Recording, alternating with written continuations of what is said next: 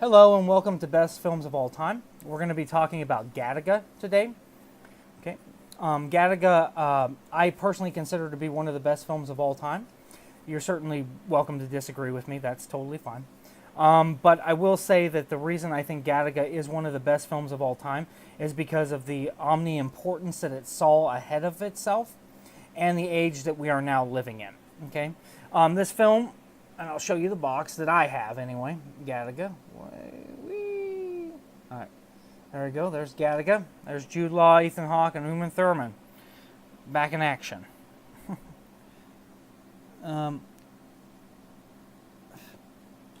Okay. This film was made in, I believe, the 90s, but it may have been the 2000s. That I'm not 100% for sure on.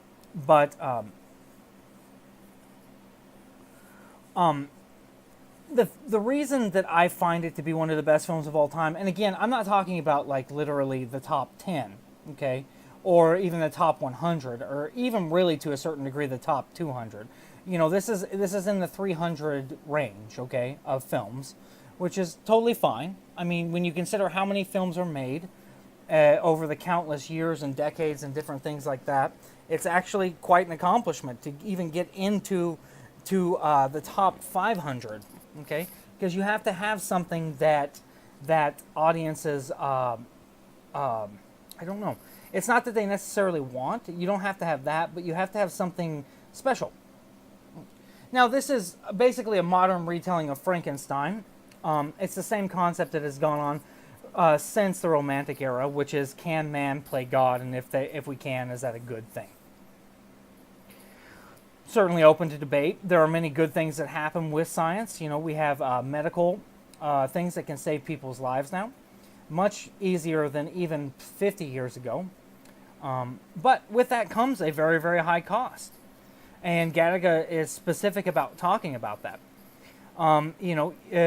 This story is about Ethan Hawke, who plays the brother of their parents' kids, and the brother, not Ethan Hawke, the brother has been genetically modified, okay?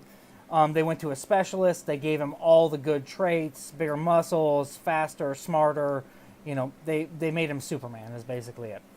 And Ethan Hawke was a natural birth. So he was just given what he was given, and his limitations were his limitations, okay? And, this is the age-old saying that if you try, no matter what your disadvantages are, you probably will get what you want. It's a Horatio Alger meets Frankenstein type film. That's perfect. There's nothing wrong with that. Because specifically what this is talking about, too, is the concept of where in society we are going with science. You know, there's going to be a point where computers will be smarter than us. In many ways, they already are smarter than us. So we really have to take stock on how smart do we want to make them. Okay? There's another good film that was made a couple of years ago. It was called Ex Machina. That talks specifically about that because they build a cyborg. And the creator, who's supposed to be a Steve Jobs kind of Bill Gates dude, says, they're going to look at us the way that we look at Cro-Magnon man, like or monkeys or whatever, is that it was a step up in the evolution. So that's his personal take. I think it's a bit bleak. I think that humans can be better than that instead of replaced by computers. But again, that's not my generation that has to decide that. That will be my kids' generation. So, good luck to you. I personally wouldn't recommend making them smarter than you. I don't think that is a good idea. And, of course, you have to talk about the military policies, too, that come with that. Because if you have a society that runs computers that are that smart and smarter, and a society that refuses to do it, which one has the military advantage? Who does? And if so, is that a military advantage that you really want? So, that could be made into a movie. Please give me credit and pay me in cash or check. Either one, just find me. But regardless, Gattaca it touches on a couple of major themes. It's a dystopian film Dystopian being that instead of it being a utopia, which is a perfect society, which you get a lot in philosophical theory and different things like that, like the perfect society. Dystopia says this society is advanced but not perfect, and there are some fatal flaws with it. So, it's a very, very good film. Just period. There's almost no way that you can't like it. There are some films that are really, really great that you may not like Citizen Kane, like, I'm trying to think of another one. There's one called, there was another Orson Welles film called F for Fake. I like those films, but that in no way, shape, or form means that most people like them. I know Peter Bogdanovich likes them too, but that's 2 people out of all the people in the world. So, we'll see how that pans. But we know why we like them. The technical aspects, the great storytelling, at least from my point of view, and different things like that. But Gattaca is just one that is, it's like a public offering to a great film. You don't have to necessarily know a lot about film in order to like Gattaca, because it talks about a concept that we all deal with. And think about the fact that this is a 30-year-old film, and now we have genetic testing in the mail where they can tell you exactly what's wrong with you for your entire life. And they didn't know about that kind of stuff when they were filming this, but they had premised that it was possible that this was going to happen, and then what would happen if that actually took place. So that is, speaks very well to the writer, of course, but more specifically, it speaks to just the idea that dystopian novels or film or whatever talk more about if something is left unchecked, what will happen. Okay? That's what, a lot of the episodes of the original Star Trek were about. If you don't do this, and a lot of them centered around racism, so if you don't do X, then this will be the outcome. Okay? So, very interesting stuff. And science fiction has always been in the forefront of that. Science fiction of the film canon in this day and age is the most necessary to be able to project ideas that need to be talked about.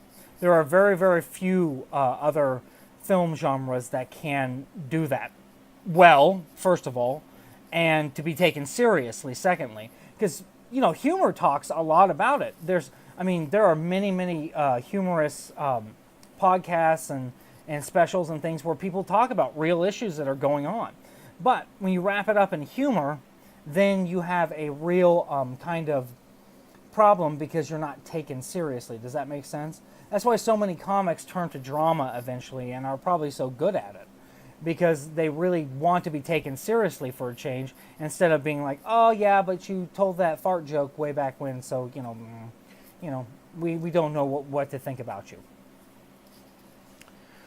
And the last thing I want to say about this is that Gattaca is the type of film that you can start off with if you're interested in understanding how to understand film. And I'm not talking about movies, okay? I'll separate these 2 words here. Film, movies, okay? Film is something that can be critiqued, something that can be analyzed, and it has enough input to be able to be critically analyzed, okay? You can take it through several lenses. And as I've said before in previous podcasts and whatever you want to call these, I don't go into those lenses because I don't want to bore you. I will flesh them out eventually, but there'll be a very small amount. And then there's movies. Standard stuff that we all go see. Everybody. I don't care who you are. I don't care if you're Orson Welles. In fact, Orson Welles was famous. There's a famous Peter Bogdanovich story of Orson Welles used to just sit at home with Peter Bogdanovich and they sit and watch Taxi and just regular old stuff. Everybody watches those. And if you don't, then you're missing out on the cultural zeitgeist that comes with those experiences.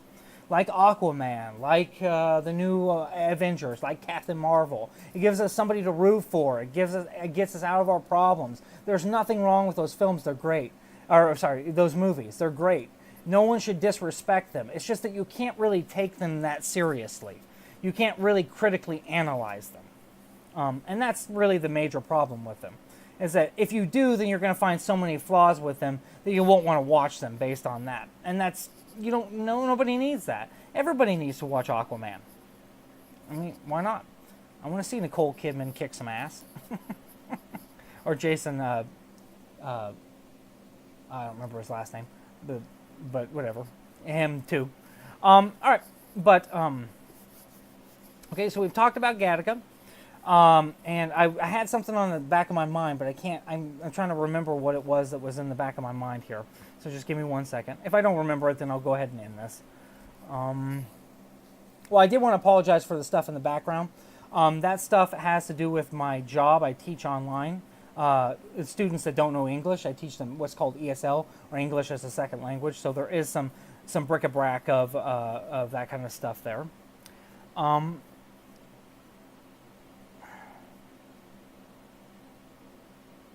Okay, well, I can't remember it, so I may put it up on a comment online if I remember what it was I was talking about. Always feel free to analyze and tell me what you think about this this movie, or whatever. It doesn't matter. We're here for open discussion. That's part of what this is. So again, thank you so much, and have a good day.